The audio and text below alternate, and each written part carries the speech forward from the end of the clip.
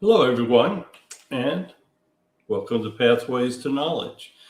And we have a very, very interesting show tonight. We've come up with one. We're going to talk about heaven. You're going to learn a whole bunch of details. Ellen is here with us, as you can see, and she's ready to roll as far as we know. Of course, with both of us, there can be some technical difficulties, but hopefully it won't be tonight. So we're going to start with speaking with our master guide, Laura, and she's going to answer some. And then we're going to have the guy that's the real knowledgeable one about heaven. We're going to speak with Jesus and let him say what he wants to say for a bit. So stick with us. It's going to be a great show. Eleanor, if you're ready. I'm ready. So as Barry said, our episode tonight is entitled, What Really is Heaven? We're going to discuss what really heaven is about. Many speak of it, but no one really knows what it really is. We'll start by channeling our master guide, Laura, and end up speaking with the Holy Spirit who created it, God. We'll begin with Laura. Laura, welcome back. How would you describe heaven? I would describe it as the most miraculous dimension that you could ever conceive of. And as much as you can conceive of it, there's so much that is inconceivable. It is a dimension where all souls go. It's all around you. It's impossible to understand truly what heaven is. But all of your souls go to heaven. There are different realms here. There are different levels of achievement. Where your soul goes in heaven depends on how much you serve God through the years. And it is something that you will never truly understand after you're here. And you have no chance to truly understand it. But what you must do is believe that it exists, because it truly does. God truly exists, and his heaven truly exists. So you will get a chance to see it. Everyone does. Every time you pass from an incarnate life, your soul comes into this dimension. So all it takes is a little patience, and you will have a much better understanding of it. I know humans, when you're living your incarnate life, would like to have a far better understanding, and we'll do the best we can to help you out a little bit tonight.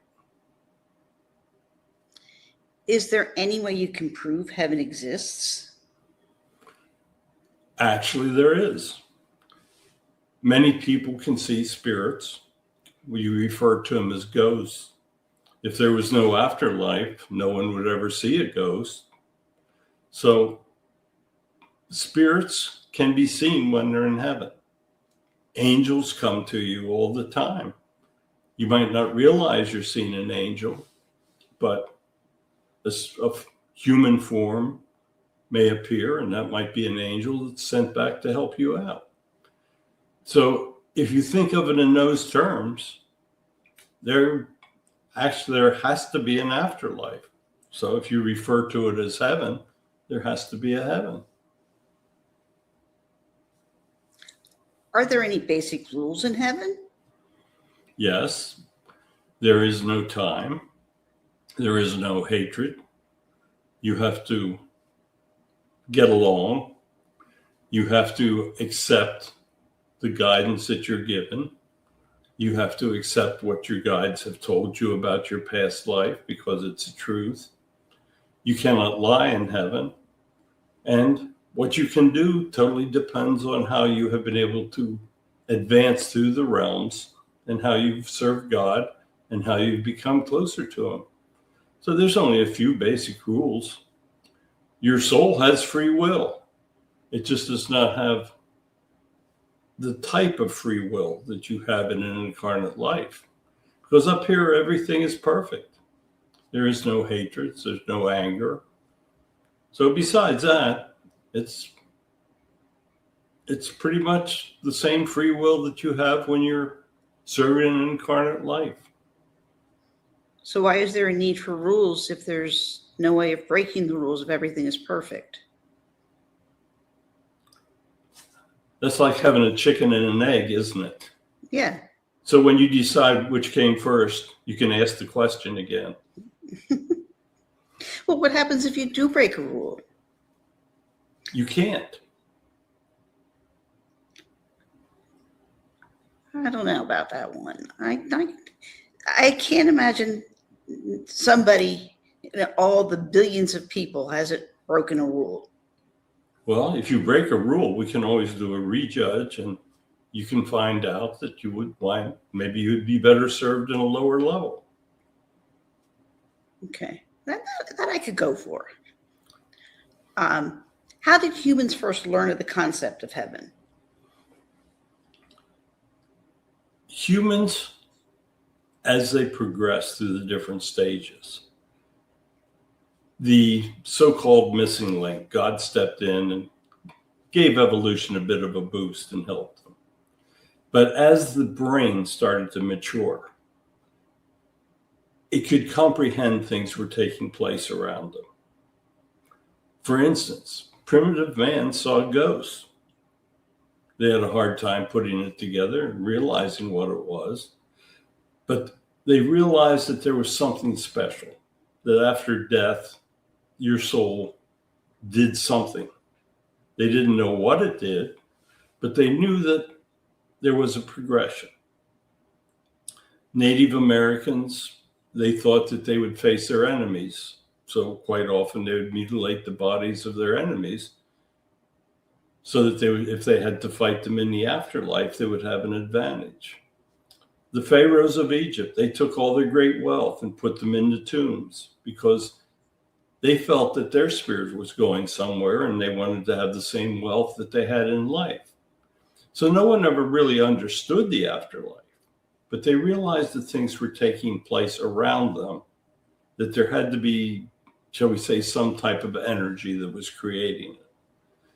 So even as the most primitive people started to advance, they would see things going on around them. And then you add in the fact that there was alien intervention. They would see, actually in those days, there was no one saying that aliens didn't exist. So when a spirit would see something involved with an alien, they would think of it as another being, another world. There's something that existed they didn't know anything about. So it became, there were multiple ways that they became aware that there was more than what was just going around them in their normal life. None of the primitive people or even the ancient people got it right because no one can get it right because it's so complex. But they realized there was something, and that something they realized had to have some sort of spiritual meaning. We're told that there's 7 realms in heaven. How are the souls separated into the realms? There are, I guess the best way to describe it is energy levels. When you're in the 7th realm, you have a very, very high energy level. The 6th realm, you would have a lower energy level. So the people with the lower energy level cannot obtain the higher, if that makes sense. But the people with the higher energies can go anywhere they want in the lower energies. It's just like, maybe if you think of it like having a low octane and a high octane gas. There are levels you can obtain with your automobile or vehicle with higher octane. You can always drive slower, but unless you have the high octane, which would be the higher energy of the higher levels, you cannot get into that level, if that makes sense to you. So are there names to these realms? Dante gave each realm in purgatory, hell, and heaven a name. Are there names for these realms? Or whatever you want to call it. That's what Dante did. Mm-hmm. If you like 1, 2, 3, 4, 5, 6, 7, There you go. You got names. So is the lower realm, the very bottom realm, equal to Dante's hell, and realm number 7, which is the highest, equal to his paradise? Absolutely not. Dante had no concept of what heaven was in reality, only what he thought it was. There's no hell. But all of heaven can be conceived of as paradise because it is so much better than what earth is. But there is no hell. So who is in the lowest realm? The most evil people. And can you give me an example of who? Hitler. Okay. Well, him we know. Anybody else that we know? Through the ages, there are names that have been lost to history that are there. When people have done the most evil of things and taken the many lives of others and have not done anything good, they wind up there. So are the people in the lowest realm able to advance? Perhaps if they change what's in their hearts and they truly understand, but they know they must make it all up to make up the karmas for what they've done. So they must decide if they want to live these very, very difficult lives and try to advance, then so be it. Or they may just simply decide to stay there. But God knows what's in the heart of their soul, and he will make the decision whether they're allowed to come out or not. And then the only way that they can advance is to come back and to make amends. Yes. In an incarnate life? Absolutely. Okay. So what came first? Creation of the universe or creation of heaven? They came together. That makes more sense. Is there a single heaven for each galaxy or one heaven for the universe? There are single heavens for all of the different galaxies throughout the universe. So then there's a God in each of these galaxies?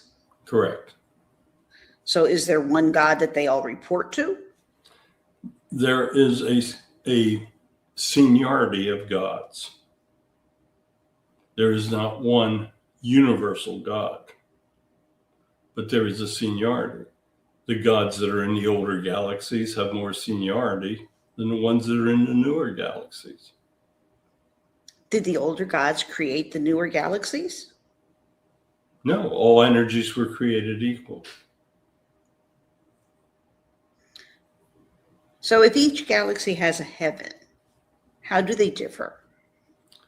Because each god has the ability to basically make his own rules. The dimensional concepts, the physics of heaven are the same. But once you get into those individual realms of heaven, that is at the decision of the gods that are in charge. Is there a characteristic that's common to each heaven? The dimensional concept. Are there such things as physical laws, such as gravity in heaven? No. How do you communicate in heaven? Depends on the way that the God has set it up, but basically it's telepathically. Is there any way for an incarnate human to see into heaven? Yes. People that have near-death experiences, they see into heaven.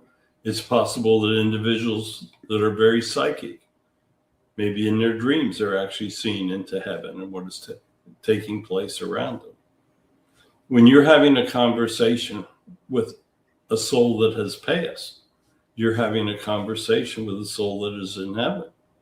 And you can approach that dimension in your physical life. People that do out-of-body experiences, they're enjoying the same type of dimensional change that you go through when your soul goes into heaven. Do they actually go into heaven? Heaven's all around you. When you put your hand to the right, your hand is in heaven. But when they're having the out-of-body experience, do they actually enter heaven? They will be in the outer limits of that dimension. Are there gates there? Hell no.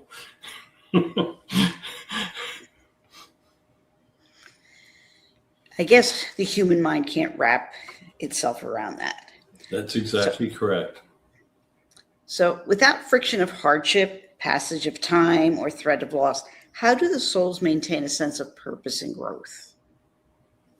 Because when you're in heaven, you truly understand that you want to be closer to God, because all of the souls that are above you are doing things that you would like to be doing. And you know that the only way that you can obtain the benefits of the upper realms is by living incarnate lives and serving God. So once you've achieved that seventh realm, what else is there for them to strive for? To become closer to God. In the lower part of the seventh heaven, or the seventh realm, you're not as close to God as you are in the upper portions. You can always draw closer to God. So you're telling me there's still more steps? Only in your mind. Well, if you're saying the lower realm of the seventh, there obviously is a way to get up there. So I guess there is a way for you to still grow and to grow closer to God. That's correct. And you'll be given that information when you get there, or you'll have to find out on your own. You understand it when you get there because you've gone through all of it for millions of lifetimes. How is heaven dynamically tailored to every individual soul's concept of perfection? That is one of the miracles of heaven. There's no way that you can understand the concept that heaven is what you want it to be. And it is possible that you can have heaven taking multiple billions of shapes or forms to conform to what you believe it's going to be. But in the end, it's only one dimension. When a soul enters heaven, we're told there's no time. So how is it possible for the soul to see events that happened in the past? Because in the outer edges of that dimension, there is time. On each planet, there's time. Time is like a spiral that you can enter at different places and that you can leave. Time is a very difficult concept for humans to understand because they only think of it as a linear dimension. But if you think of it as a multi-dimensional spiral type energy, then you could enter that energy at different levels of the spiral, and each level of the spiral corresponds to time according to that planet upon which it is part of. So you're telling me that it's kind of like a time machine. You go dial in the time you want to go to, and you find that spiral and get in, and you get taken there? No, I'm not telling you that. You're telling me that. There's no way that you can have any way to understand it. It is not like a time machine. Well, then is it something that you think about? I want to go back to 1959, and poof, you're there. Except for the fact that you don't think the same as you think here. So you see, there's multiple complexities that you're never going to understand. You may ask the question in different ways, but the answer is always the same. You have no way of knowing until you're there. You kind of make me wish that I want to go there and see it so I can tell everybody about it. Well, you could go there, but then you couldn't come back and tell everybody about it. Yeah, but if it's so nice, why come back? Well, then you couldn't tell everybody about it. Catch-22 again. So why is heaven described so differently across religions? Because it's described by the way humans have conceived it to be. And every human conceives of it differently. So those that were in power in the different religions, they forced their concepts upon everyone else because they had the power to do so. So what people think heaven is simply a reflection of what they think it is. Do our personalities remain the same, or do they evolve? They evolve. Will our families remain together? They can. You have soul families in heaven. Souls can choose to stay together and reincarnate together, or they can choose not to, so if an individual is coming back, we may need a soul that is talented in a way that a member of his soul family is not talented.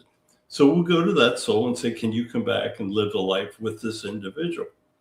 But you have a basic foundation of souls that reincarnate with you. What is the single greatest misunderstanding humanity has about heaven? What it is. What is the single greatest misunderstanding humanity has about God? That God is to be feared. That is the largest single misunderstanding that people have about God. God is simply to be loved. He is not to be feared. The churches introduced fear of God for power so that they could control the people of the churches. But the greatest misconception that people have about God is that they should fear him. What surprises await the souls that no scripture has described?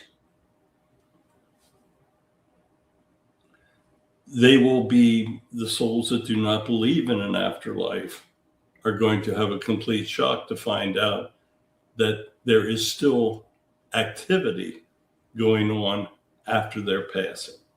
Their soul energy leaves their body, and they look down at their body, and they're starting to realize that there is more than what they ever conceived of.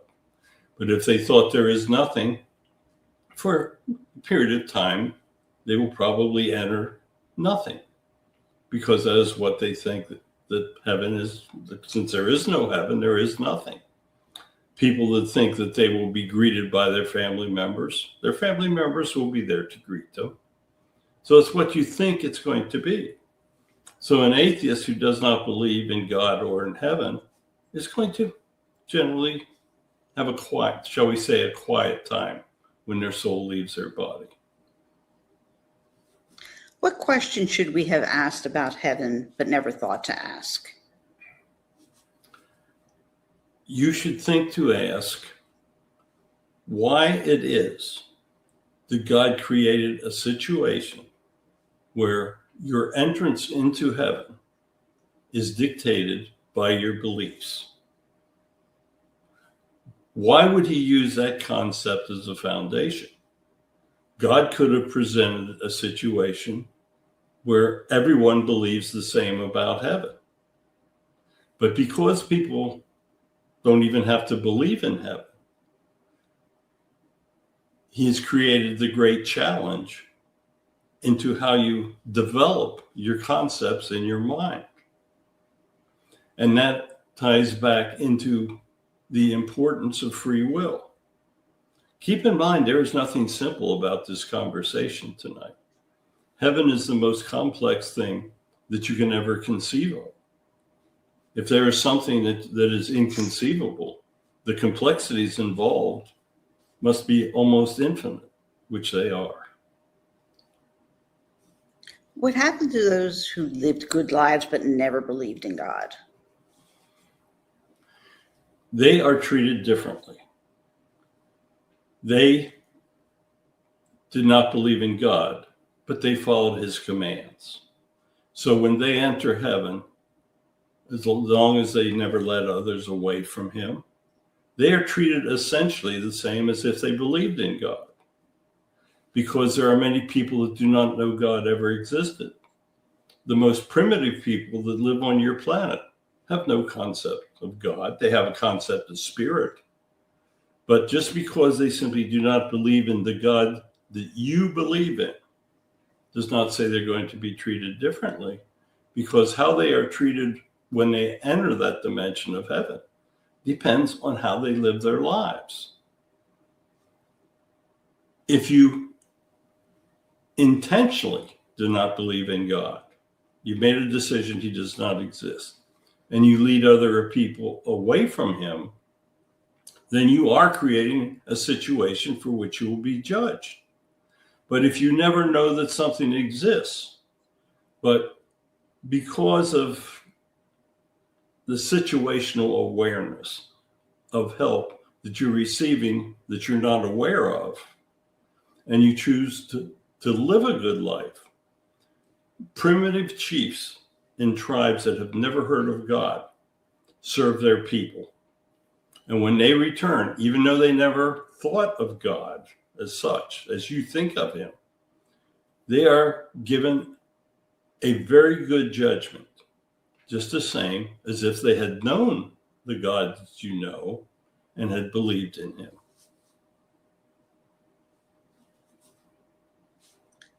So, what is the most important lesson every soul is meant to learn?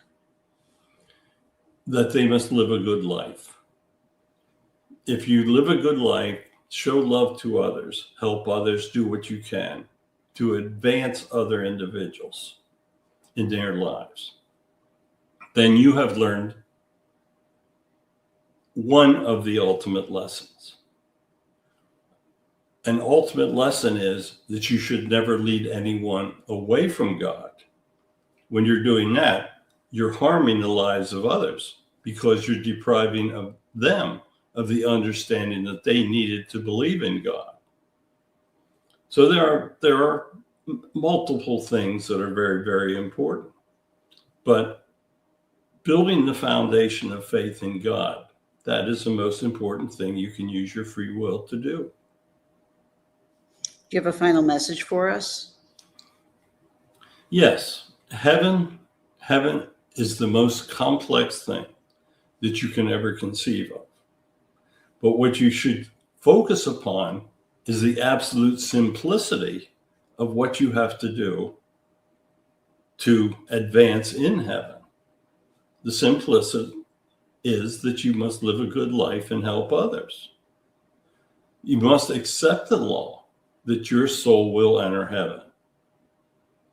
And if it's going to enter heaven, you should not want to gamble that you're making the wrong decision. Live a good life. That's a decision you simply have to make. When you live this good life, you will be judged. Jesus spoke that people that live good lives would join him in heaven.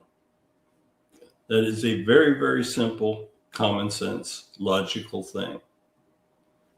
The hard part for people was the concept that something they could not see or touch existed in those days. But that is where faith comes in.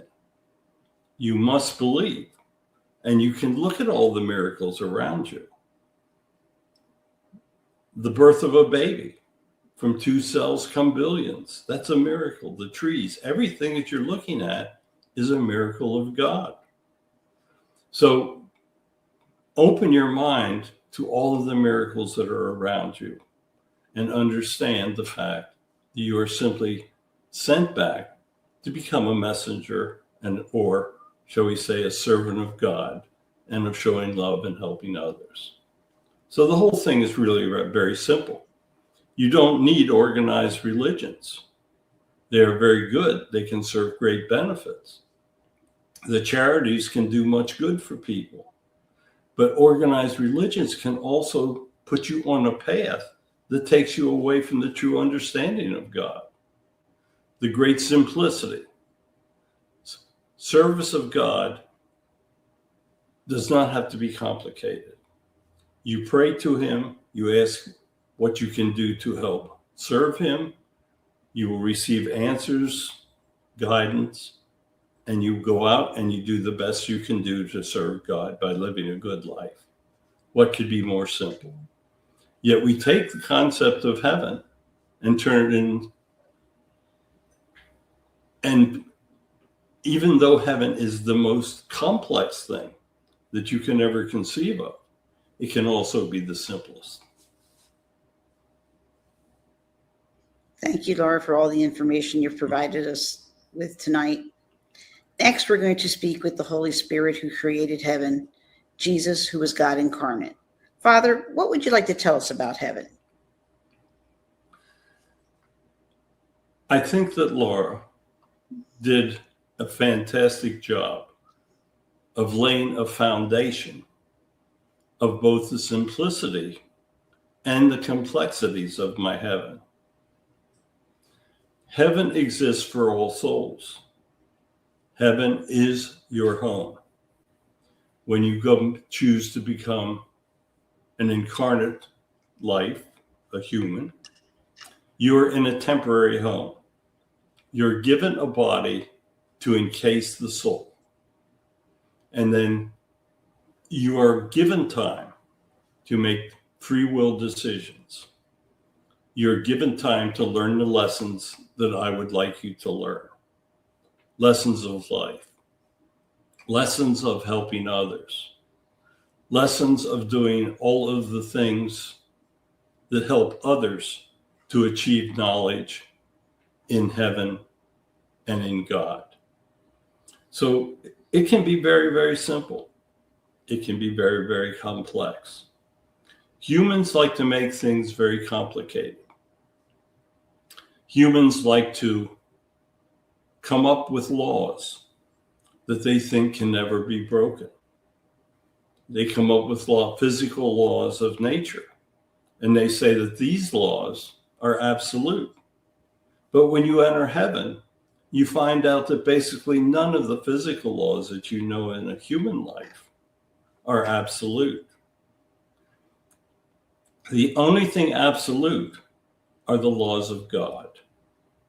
I have the ability to make decisions and have humans do what is required to better understand and draw closer to me in my heaven. Humans are wonderful creatures, but I have created creatures on many other planets, and they have all gone through evolutions. Many of them have chosen to make the right decisions, and many of them have chosen to live lives on their planets like they would live lives in heaven.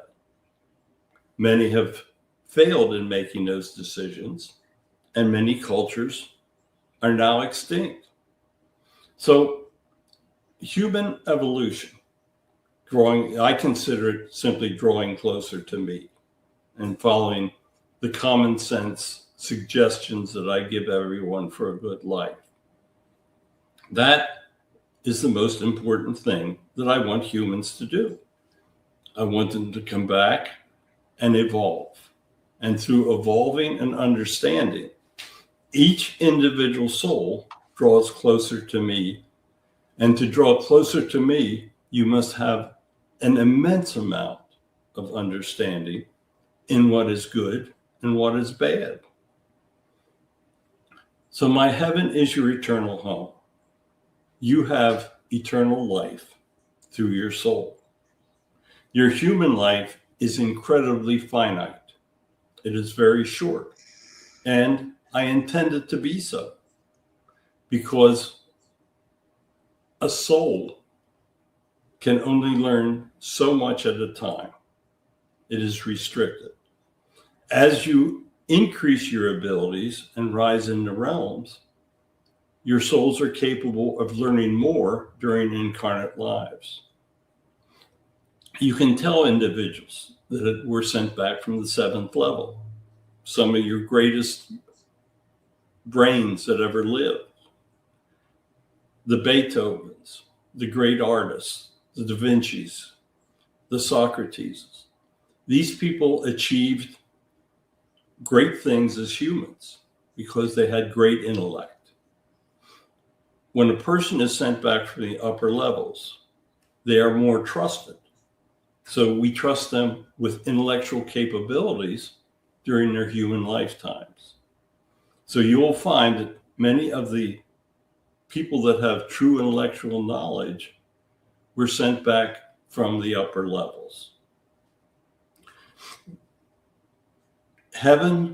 My heaven is meant to be incredibly complex because I want it to be what everyone wants it to be. If you conceive of it as a house of many mansions, when you first arrive, I want you to see a house of many mansions. If you want streets of gold, your entrance will probably be paved with gold. So there are infinite possibilities for heaven. So the complexities of a dimension that can fulfill infinite possibilities, it cannot be described. But the important thing for all humans is simply that you know and understand that this incredible place exists for you, and that your soul, upon passing of your incarnate life, will enter into my heaven, and it will be the greatest day of that life cycle, that incarnate life cycle that you have just lived through. Because when you enter my heaven, there is no pain, there is no depression, there is none of the difficulties that you have in your everyday life. Because now you're an energy, and now you're in a state that is impossible for you to conceive of. But energies can do many, many things. And when you arrive home in heaven, you will truly understand that all of the things, all the words that I have spoken to you through the years, through the ages, are true. Because the words that I speak are so simple, yet so complex. The simplicity of my words will help you understand the complexities of my heaven. But it is only through understanding my words that you can achieve any success in understanding truly what my heaven is. Because heaven can be all things that you want it to be. You may think that living a life of great wealth will give you everything that you want it to be. Great wealth brings great sadness for so many because they don't use it to help others. The great wealth that you will have in a human life is the knowledge of my words, because my words bring you the great knowledge that will lead you to be having the greatest fulfillment when you enter heaven. So really, heaven can be the most complex, or it can be the simplest thing of which you have ever conceived of. It's what you want it to be. And that is the way I want it to be for you. If I could simply give everyone all the knowledge that they would ever require about heaven, but I want you to strive to gain it on your own.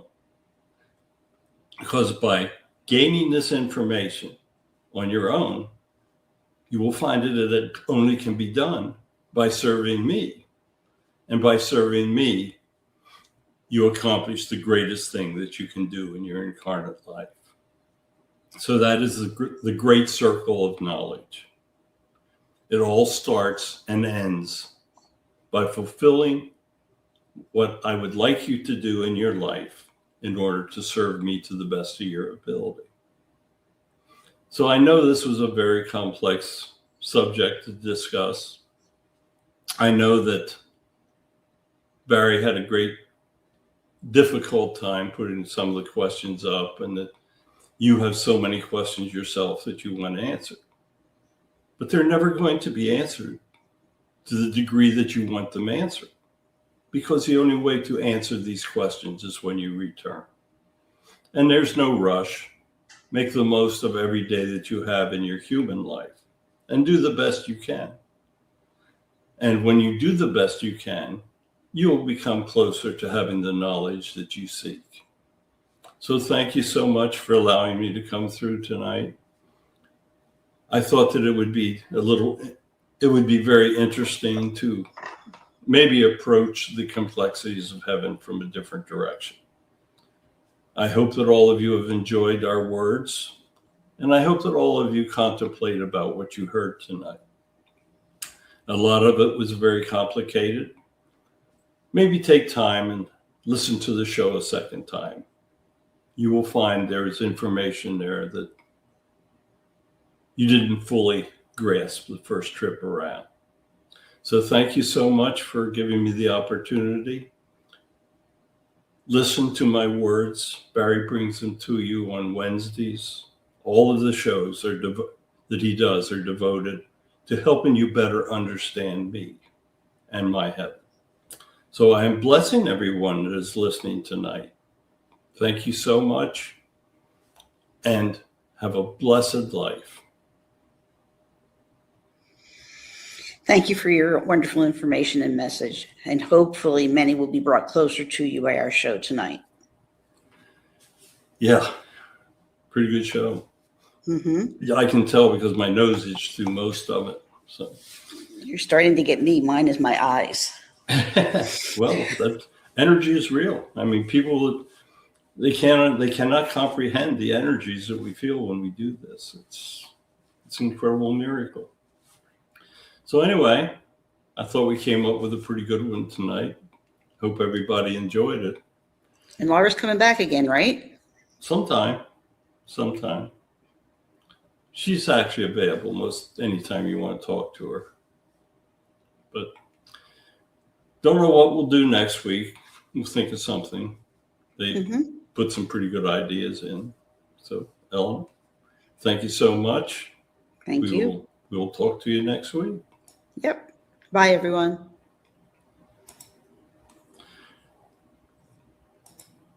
Thank you, everyone. Another great show, I think. Of course, I'm a little biased.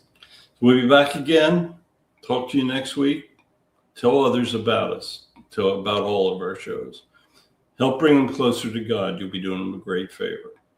So goodbye. Thank you so much. And we will be back again next week.